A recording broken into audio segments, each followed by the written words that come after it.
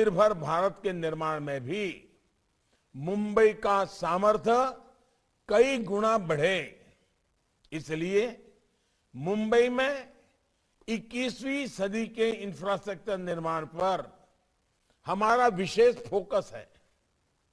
Railway connectivity की ही बात करें तो यहां हजारों करोड़ रुपए का निवेश किया जा रहा है। मुंबई सबर्बन रेल प्रणाली को आधुनिक और श्रेष्ठ टेक्नोलॉजी से लैस किया जा रहा है। हमारा प्रयास है कि अभी जो मुंबई सबर्बन की क्षमता है उसमें करीब करीब 400 किलोमीटर की अतिरिक्त वृद्धि हो जाए। सीबीटीसी जैसी आधुनिक सिग्नल व्यवस्था के साथ साथ 19 स्टेशनों के आधुनिकीकरण की भी योजना है।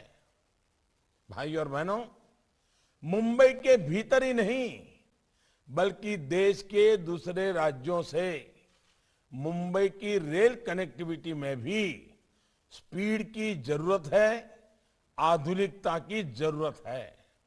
इसलिए Ahmedabad Mumbai high speed rail आज मुंबई की देश की आवश्यकता है।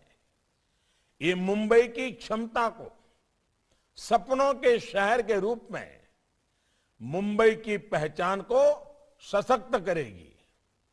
ये प्रोजेक्ट तेज गति से पूरा हो, ये हम सभी की प्राथमिकता है। इसी प्रकार वेस्टर्न डेडिकेटेड फ्रेट कॉरिडोर भी मुंबई को नई ताकत देने वाला है। साथियों, हम सभी जानते हैं कि जितने लोग भारतीय रेलवे में एक दिन में सफर करते हैं उतनी तो कई देशों की जनसंख्या भी नहीं है। भारतीय रेल को सुरक्षित, सुविधायुक्त और आधुनिक बनाना हमारी सरकार की सर्वोच्च प्राथमिकताओं में से एक है। हमारी इस प्रतिबद्धता को कोरोना वैश्विक महामारी भी डिगा नहीं पाई है। बीते 2 सालों में रेलवे ने फ्रेट ट्रांसपोर्टेशन में नए रिकॉर्ड बनाए हैं। इसके साथ ही 8000 किलोमीटर रेल लाइनों का इलेक्ट्रिफिकेशन भी किया गया है। करीब 4500 किलोमीटर नई लाइन बनाने या उसके दोहरीकरण का काम भी हुआ है। कोरोना काल में ही हमने किसान रेल के माध्यम से देश के किसानों को देश भर के बाजारों से जोड़ा है। साथियों, हम सभी ये भी जानते हैं कि रेलवे में सुधार हमारे देश के लॉजिस्टिक सेक्टर में क्रांतिकारी बदलाव ला सकता है। इसलिए बीते 7 सालों में केंद्र सरकार रेलवे में हर प्रकार के रिफॉर्म्स को प्रोत्साहित कर रही है। अतीत में इंफ्रास्ट्रक्चर प्रोजेक्ट सालों साल तक इसलिए चलते थे क्योंकि प्लानिंग से लेकर एग्जीक्यूशन तक तालमेल की कमी थी। इस अप्रोच से 21वीं सदी भारत के इंफ्रास्ट्रक्चर का निर्माण संभव नहीं है। इसलिए हमने पीएम गति शक्ति नेशनल मास्टर प्लान बनाया है।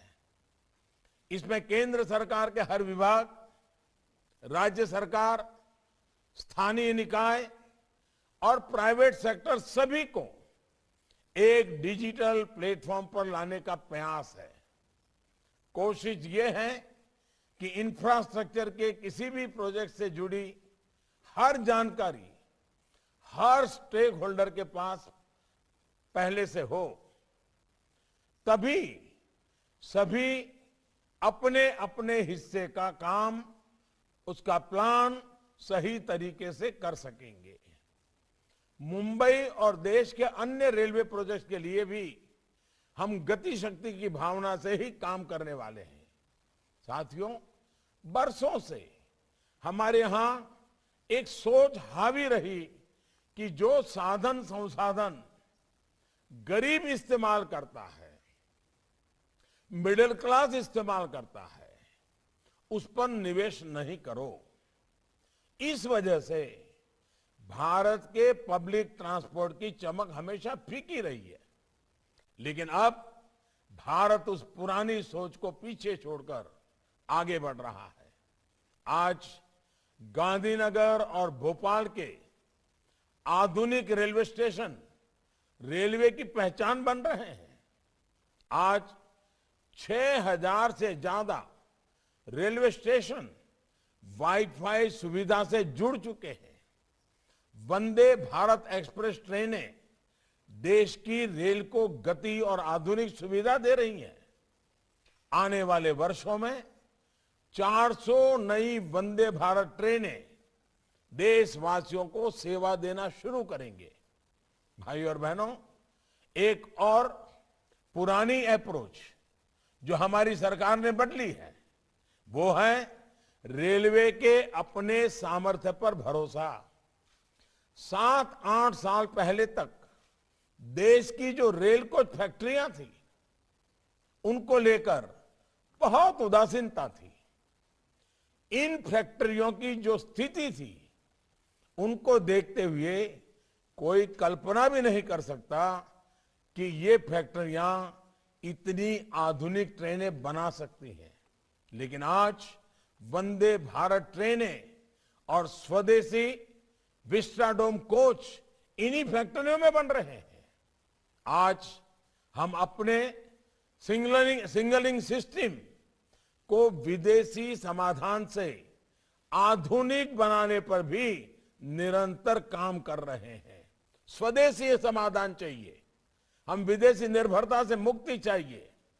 साथियों, नई सुविधाएं विकसित करने के इन प्रयासों का बहुत बड़ा लाभ मुंबई और आसपास के शहरों को होने वाला है।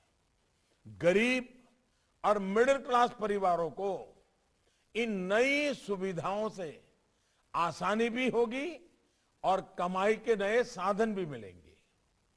मुंबई के निरंतर विकास के कमिटमेंट के साथ एक बार फिर सभी मुंबईकरों को बहुत बहुत बधाई देता हूं।